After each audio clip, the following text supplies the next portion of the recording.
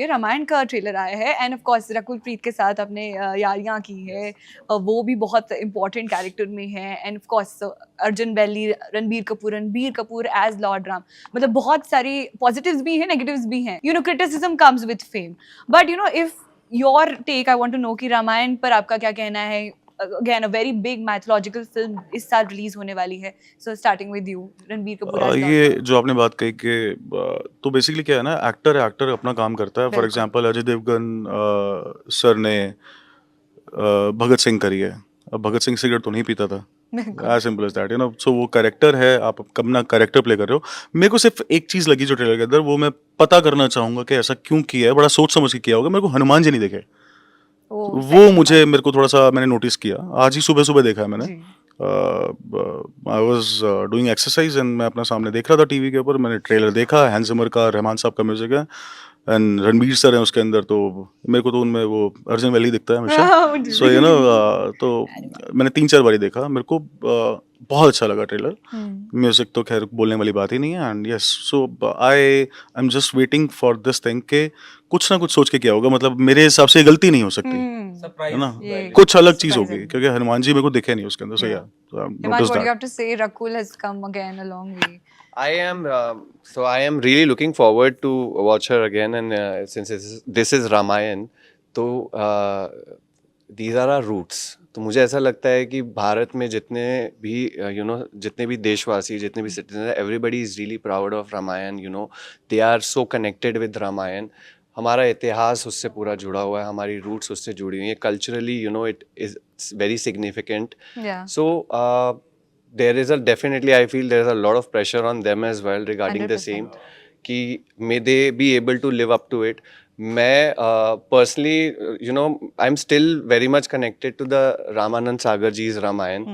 For me, क्योंकि मैं उसे देखता हुआ बड़ा हूँ, तो पता नहीं मैंने अपने माइंड में वहाँ पे उस बार में उसको हाईएस्ट पे रखा है. And it is very divine, you feel.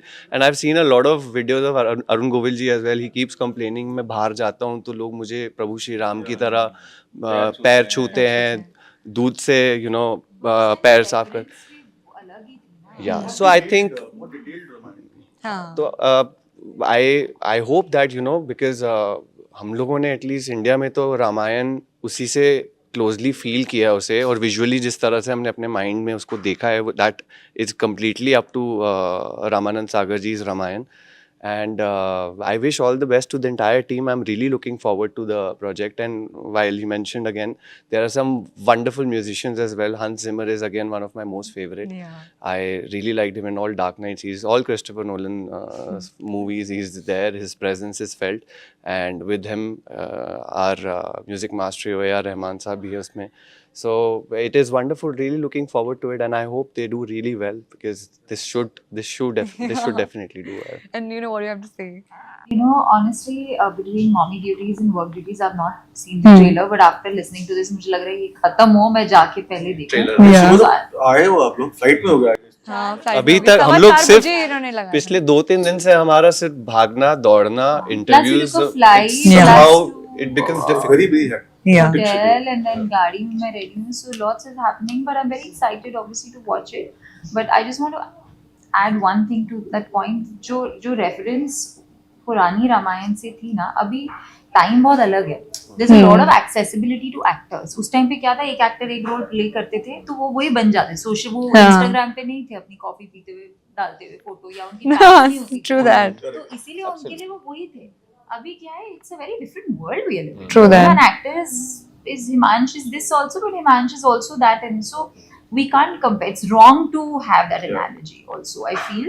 So I really wish them a lot of love and a lot of luck, because I think all the cinemas being made today deserve that support.